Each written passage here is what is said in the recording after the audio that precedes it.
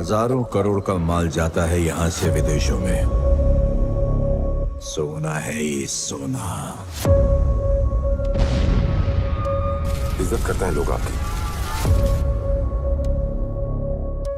इज्जत नहीं करते हैं, डरते हैं सब। पर डर की यही दिक्कत है, कभी भी खत्म हो सकता है। दुबई अक्सर लोगों में चर्चा का विषय बना रहता है। कभी यहाँ के लोगों की ठाट बाट की चर्चे होते हैं तो कभी यहाँ की सुंदरता की। दुबई के कड़े कानून भी अक्सर चर्चा का विषय बने रहते हैं।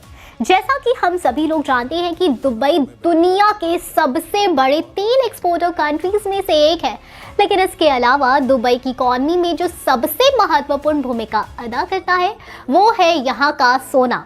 जी हाँ, दुबई तेल के साथ साथ सोने का एक्सपोर्ट भी विश्व में ज्यादा करता है। ये आज से नहीं बल्कि काफी समय पहले से दुबई सोने और तेल के लिए फेमस है। बात 1981 की है, जब केजीएफ के रॉकी ने इनायत खलील से हाथ मिलाया और अपना सारा सोना दुबई भेज दिया, क्योंकि कहीं ना कहीं रॉकी को ये एहसास हो गया था कि उसकी केजीएफ खतरे में है और केजीएफ से दुबई काफ़ी अच्छे से मूवी रिलेट किया जाए, इसलिए इस गल्फ कंट्री को मूवी में रखा गया। क्योंकि वहाँ के लोग बेहद सोना पसंद करते हैं।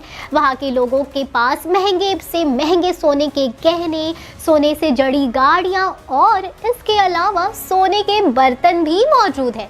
इन्हीं कारणों से दुबई को सिटी ऑफ गोल्ड कहा जाता है। बता दें, विश्व में कुल सोने के व्यापार में 30% हिस्सा केवल दुबई का है। यहाँ प्रति वर्ष 1200 से ज्यादा सोने का निर्यात यानी कि एक्सपोर्ट किया जाता है। इसी कारण से यहाँ वर्तमान में 4000 से ज्यादा सोने के व्यापार पर आधारित कंपनी स्टैब्लिश्ड है।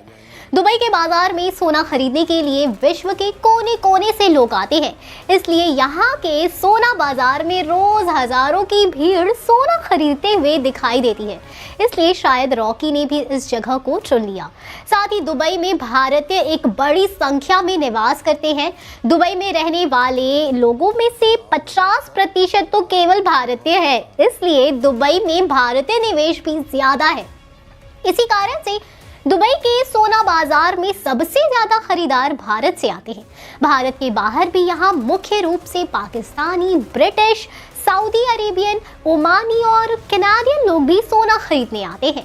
वास्तव में दुबई के पास बहुत ज्यादा सोने की खानें नहीं है, लेकिन दुबई हर साल भारी मात्रा में दक्षिण अफ्रीका से कच्चा सोना खरीदता है, जिसकी बात रॉकी ने भी केजीएफ 2 में इनायत खलील के साथ की थी।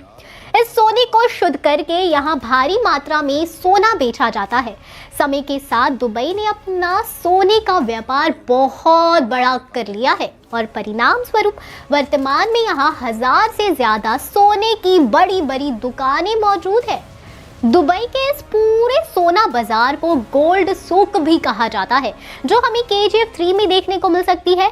दुबई में रॉकिंग स्टार रॉकी ने कैसे अपने एम्पायर को बढ़ावा दिया और कैसे रॉकी गोल्ड सूक का हिस्सा बना, जानने के लिए देखते रहें बॉलीग्राफ स्टूडियोज। हम फिर मिलेंगे एक नई और चटपटी वीडियो के साथ। तब तक खुश रहिए एंड सेफ रहिए। Bye bye. पानी में उतरेगा तो बड़ी मछलियां खा जाएंगी।